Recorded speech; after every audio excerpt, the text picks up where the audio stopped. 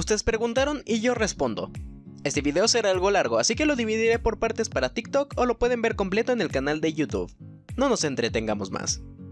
Reaper18, Panchim NR, Mati16 y Moisés Mu nos hacen preguntas muy similares en relación a la reproducción de los dinosaurios. Bueno, sabemos que los dinosaurios se reproducían, no es que nacieran de esporas o de forma espontánea. Tenemos fósiles del resultado, pero no del acto. Solo imagínense lo que sería estar en el acto, pasas a mejor vida y millones de años después unos tipos descubren tus restos. Uff. La cosa es que sabemos que los dinosaurios poseían, y poseen, una estructura anatómica que llamamos cloaca. De este modo, similar a como hacen animales en la actualidad, los dinosaurios unirían sus cloacas en lo que conocemos como un beso cloacal, donde el macho depositaría su esperma en la hembra. Tiempo después la hembra depositaría los huevos hasta que eclosionarían y salieran unos bellos dinobebés. Sobre lo de los estegosáuridos no es muy difícil, sería algo como esto. Israel sin nombre nos pregunta, ¿los dinosaurios eran de sangre fría o de sangre caliente? Bueno, Israel, por mucho tiempo pensamos que eran reptiles sosos y lentos. Sin embargo, tras el renacimiento de los dinosaurios en la década de los 70s y el descubrimiento de Deinonychus, ahora sabemos que eran animales activos y de sangre caliente. Quiero Doritos18 nos pregunta si es correcto llamar a un dinosaurio por su género o es obligatorio llamarlo por su especie también. Giganotosaurus nos responde que solo si se tiene más de una especie. Sí, pero no. No es forzoso y en el caso de Tyrannosaurus se hace más por el impacto que tiene el nombre, no porque se deba decir la especie. Y en el caso de que tengan más de una especie tampoco es necesario a menos que estés hablando de una especie en específico. A continuación un ejemplo. Clone Molden Bendy 7 nos pregunta la diferencia entre Allosaurus fragilis y Allosaurus atrox. No las hay. Allosaurus atrox no es una especie válida de Allosaurus. De momento las únicas especies válidas son Allosaurus fragilis, Yematseni y Europeus. Siguiendo el tema de las especies de Allosaurus, Gojirex nos pregunta si Saurophaganax es su propio género o una especie de Allosaurus.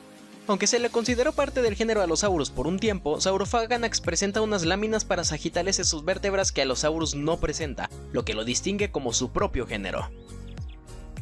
Capitán Obvio II pregunta, ¿cómo sabemos que un dinosaurio utilizaba alguna parte de su cuerpo para el cortejo? Como diría mi amigo Omniman, eso es lo mejor, no lo hacemos. Siempre digo que es la vieja confiable porque al ver alguna estructura de la que no estemos seguros sus funciones, nunca falla proponer que era para el cortejo.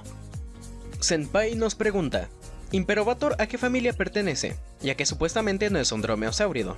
Es cierto que se le asignó en un principio a Dromeosauridae, pero el pie del holotipo carece de la garra especializada del dedo 2 característica de este grupo, así que el paper con su descripción solo lo coloca dentro del clado de Parabes, es decir, sabemos que es un parabiano, pero no sabemos dónde se localiza exactamente dentro de Parabes. Luis Mario Dobler y TikToker nos hacen preguntas similares respecto a la reproducción de reptiles marinos. Y pues un poco más de lo mismo, besos cloacales y esas movidas, aquí pueden ver un ejemplo. Carlos Heredia 556 nos pregunta, ¿cómo se hace para atribuir un resto a determinado género? Es decir, si se encuentra un fémur, ¿cómo sabemos si pertenece a un tiranosaurio o algún otro género? Néstor Isk nos responde, se compara con otros ya encontrados. Punto para Néstor. La anatomía comparada nos ayuda a saber a qué género pertenecen ciertos restos al buscar características específicas que nos permitan diferenciar a los distintos géneros entre sí. Sin embargo, a veces esto no es tan preciso, especialmente si apenas se tienen restos. Siguiendo el ejemplo inicial, si encontrásemos un fémur seríamos capaces de determinar que se trata de un tiranosaurio, pero poco más. Bonnet XD nos pregunta, ¿es posible que haya un depredador terrestre que sea más grande en términos de masa corporal que T-Rex que no se haya descubierto aún? Pues sí, es probable, pero difícil. Hablando de dinosaurios, uno que sea más grande es improbable. No imposible, pero sí poco probable de encontrar. En el caso de mamíferos honestamente desconozco. Alex is here y Pau Uwu nos hacen preguntas relacionadas al aparato reproductor de los dinosaurios. Vaya preguntitas, Giganotosaurus nos hace el favor de responder que no tenían pene al tener cloacas. Y sí, no tenían penes propiamente dicho, el término más adecuado sería órgano intromitente o falo para simplicidad. Spiderman Basado nos pregunta, ¿de qué se fumaron para decir que Parasaurolophus escupía fuego? No sé, la verdad también me gustaría saber. Vieron un tubo en la cabeza, alguien dijo, ¿y si este contenía químicos para exhalar fuego? Y ¡boom! Dinodragón. Aunque cabe aclarar, esta propuesta nunca fue aceptada. Job y Vainillita pregunta, ¿cómo es posible que las plumas se fosilicen? ¿Y se ha encontrado un fósil donde se pueda ver pelaje de un animal? Para que estructuras blandas como tejido blando, pelo o plumas se fosilicen son necesarias condiciones únicas. Las plumas se fosilizan principalmente a modo de impresiones. Cuando el animal muere, es necesario que quede enterrado antes de que las plumas se descompongan. De ese modo, permite que el sedimento haga presión y se forme una impresión con la forma de las plumas. Y sí, aunque es raro, tenemos fósiles con pelaje. Rodracer Herbie nos pregunta, ¿el paquicefalosaurio podría romperse la cabeza de un golpe? ¿Qué y cómo podría pasar? Pues sí, era perfectamente probable que el domo craneal sufriera lesiones. Sabemos que los paquicefalosaurios usaban sus cabezas en combates intraespecíficos, y tenemos evidencia fósil de estas lesiones, por lo que es probable que al enfrentarse a otros de su especie, los paquicefalosaurios pudieran sufrir lesiones en el domo craneal. Fuse nos hace dos preguntas. La primera dice, ¿cómo es posible la reconstrucción de un fósil a partir de pedacitos? No voy a ahondar en esto porque ya lo he respondido en este video, así que pasemos a la segunda pregunta, que es, ¿cómo es la preparación de estos fósiles? Bueno, después de que se excava el fósil, se extrae junto a la matriz rocosa que lo rodea y se cubre con yeso para que pueda ser transportado al laboratorio. Una vez ahí, se remueve el yeso y la matriz rocosa para su estudio. Joy pregunta, ¿cómo era la fauna mesozoica de Sudamérica antes de la Gran Migración? Creo que hubo una confusión y se refiere al intercambio biótico americano del Cenozoico, porque no hay tal cosa como una gran migración en el Mesozoico. Y así era la fauna de América antes de dicho evento. Las siluetas en azul corresponden a las de Sudamérica. Mr. Dragon 2008 pregunta, ¿en qué momento la cabeza de cetáceos como Basilosaurus pasaron a verse como las de las ballenas actuales? Depende de qué ballenas estemos hablando.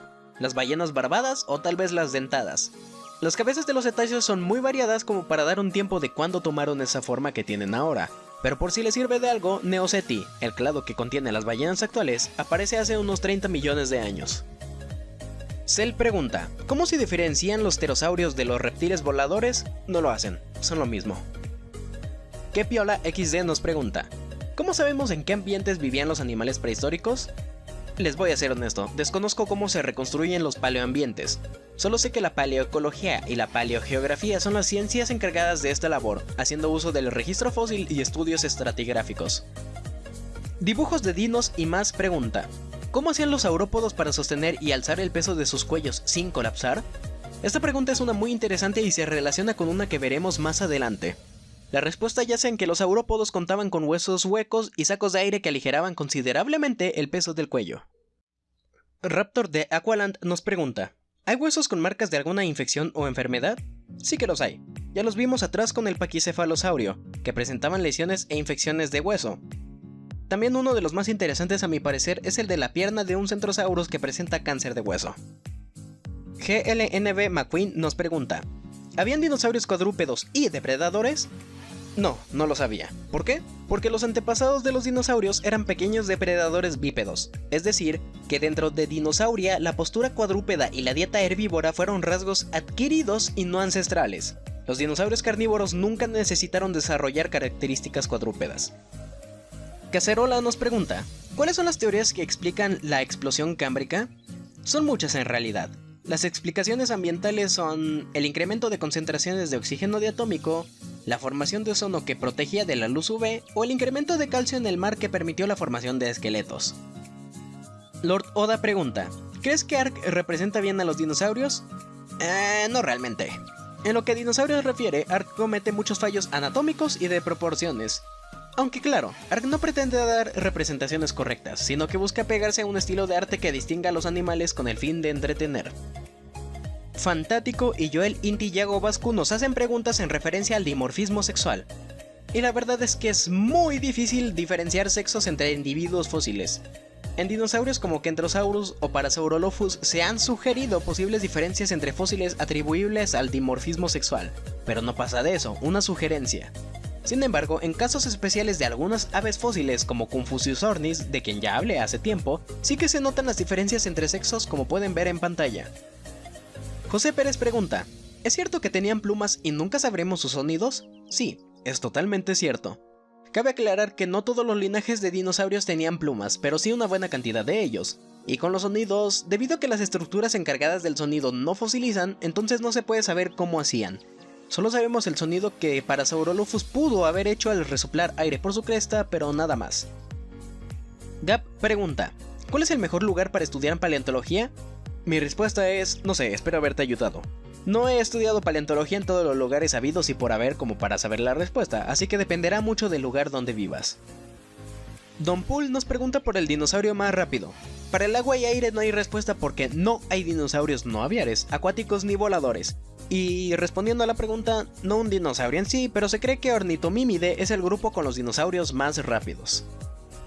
Utah Chilensis nos pregunta por el dromeosáurido más grande. Scoobylandia02 responde que ese es Austroraptor. Y no, ese puesto va para Utahraptor. Se le suelen dar estimaciones más largas a Austroraptor, sí, pero si son seguidores fieles del canal sabrán que las medidas lineales no determinan qué animal es más grande. Así que, con estimaciones de hasta 5.5 metros de largo y un peso de cerca de 500 kilos, Utahraptor se posiciona como el dromeosáurido más grande. Alfarius nos pregunta, ¿cuál es el ceratópsido con más cuernos y el que tiene menos cuernos? El que tiene más cuernos es Cosmoceratops con 15, y el que tiene menos es Brachyceratops con un solo cuerno nasal.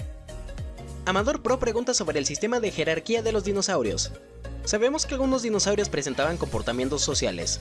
Similar a los animales que habitan nuestro planeta, hoy en día, de haber un líder, es probable que el más fuerte fuera el animal con mayor jerarquía del grupo.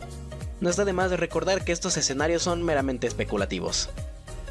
Bonet XD nos vuelve a preguntar, ¿hay subespecies de Tyrannosaurus Rex u otros dinosaurios? ¿Subespecies como lo que entendemos como el rango taxonómico debajo de especie? No. Ningún dinosaurio no aviano cuenta con subespecies. Viejoide Critoide nos pregunta, ¿qué dinosaurio es Scary Monsters de yoyos? Ninguno. Araki solo tomó una forma genérica de dinosaurio y la usó para diseñar el stand de Diego. Aunque si tuviera que adivinar, tiene pinta de un herrerasaurido.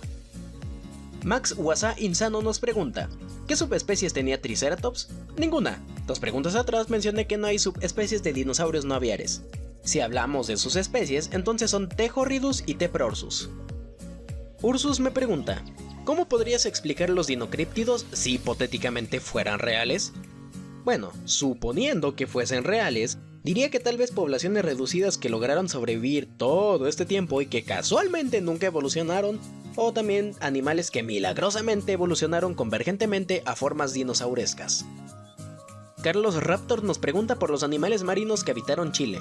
Son varios en realidad, entre los que más puedo destacar están Sphenicus chilensis, un pingüino del Plioceno tardío, Odobenocetops, una ballena del Mioceno, Striatolamia, un tiburón igual del Mioceno, Purranisaurus, un crocodilomorfo del Jurásico, y Winelfia, un elasmosaurido del Cretácico.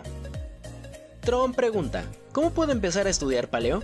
Bueno, Tron, te recomendaría investigar si el lugar en donde resides está disponible la carrera de licenciatura en paleontología. Si no, otra alternativa es que estudies licenciatura en biología y ahí casi que seguro que una de las materias optativas es paleontología. Jonathan Paira pregunta, ¿podrías hablar de Saltasaurus? No. ¿Cuántos años son para estudiar paleontología?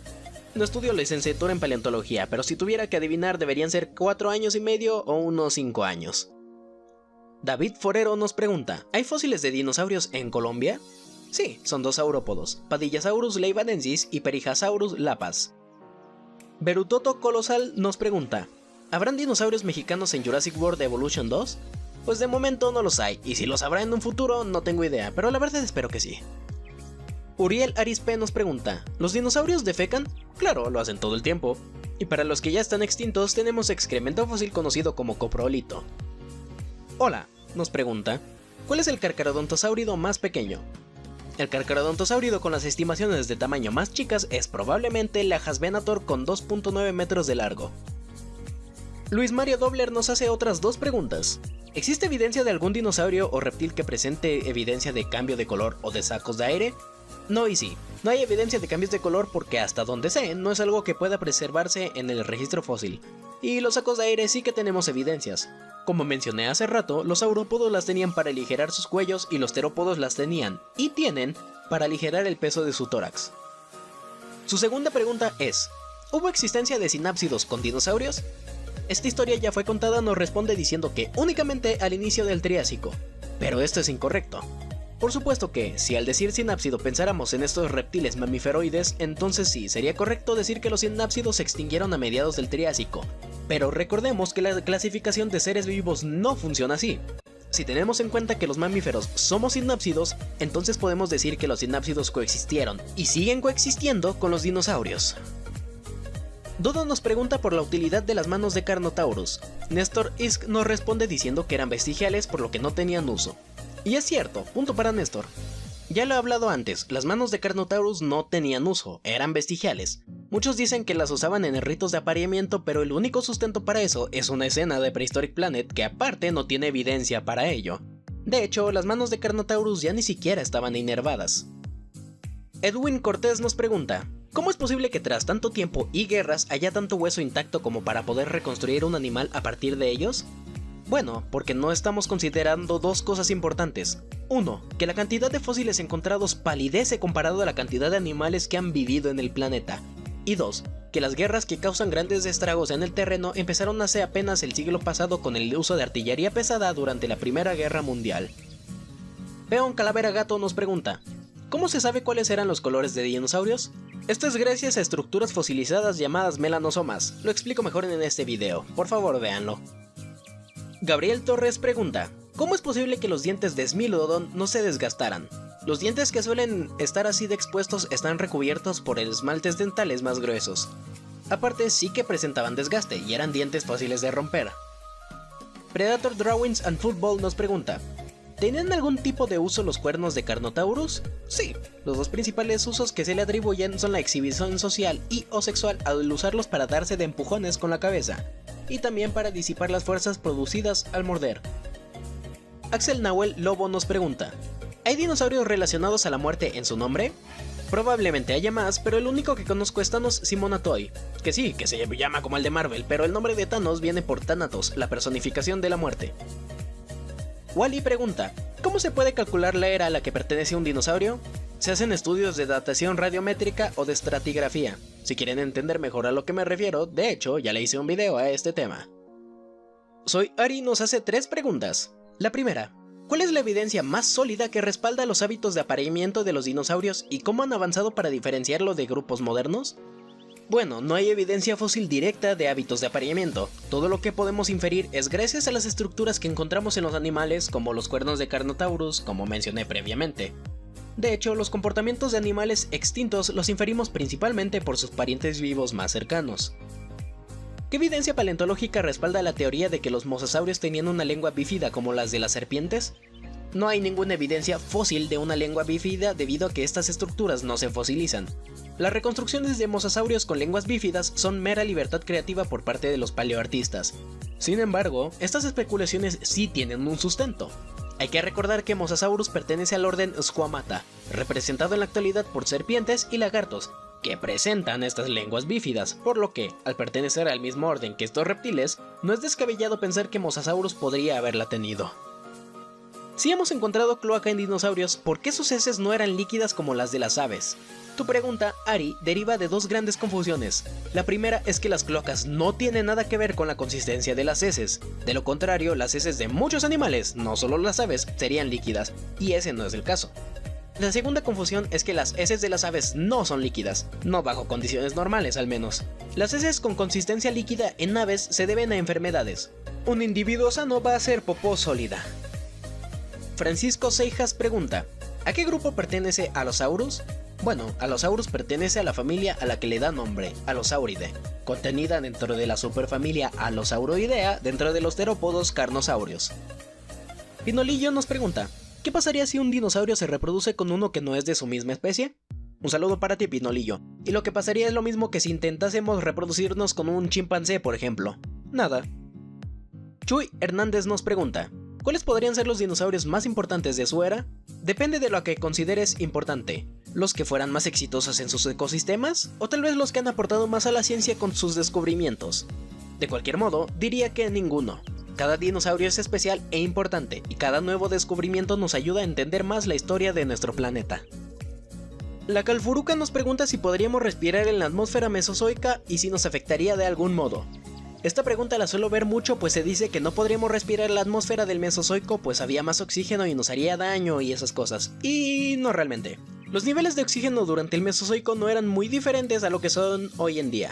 Podría respirar sin problemas. Por cierto, ese mito de que como había más oxígeno antes los animales eran más grandes, falso. Pero ya hablaré de eso después. Eduardo Alex Aquino me pregunta qué opino sobre la biología expectativa. Supongo que se refiere a la biología especulativa. Pues me gusta y la disfruto. Yo he hecho algo de biología especulativa por mi cuenta, de hecho. Pero, hay que recalcar que el Aspect Evo no es más que un pasatiempo, es pura ficción y arte, no es una ciencia real. Es imposible predecir cómo evolucionará un ser vivo en la realidad. Noah nos pregunta ¿cuál es el periodo del cual se han encontrado más animales? Ese sería el Cuaternario, el periodo en el que vivimos, con todos los animales que se han descrito y siguen describiéndose cada día. Si hablamos ahora del registro fósil, la verdad es que no lo sé. Son tantos animales como para ponerse a analizar a qué periodo pertenece cada uno y contar cuántos hay en cada periodo. Pero cabe mencionar que entre más reciente sea el periodo geológico, más común se vuelve a encontrar restos fósiles de dicho periodo. Ángel Valderas pregunta, ¿cómo sabemos el comportamiento de los dinosaurios si solo conocemos sus fósiles? Pues por eso mismo, por sus fósiles, y su relación con seres vivos. ¿Cómo sabemos que eran padres que cuidaban de sus crías? Bueno, pues porque las aves hoy en día lo hacen y porque tenemos registro de fósiles de padres cuidando sus crías. ¿Marcas de mordida por parte de tiranosaurios en rostros de otros tiranosaurios?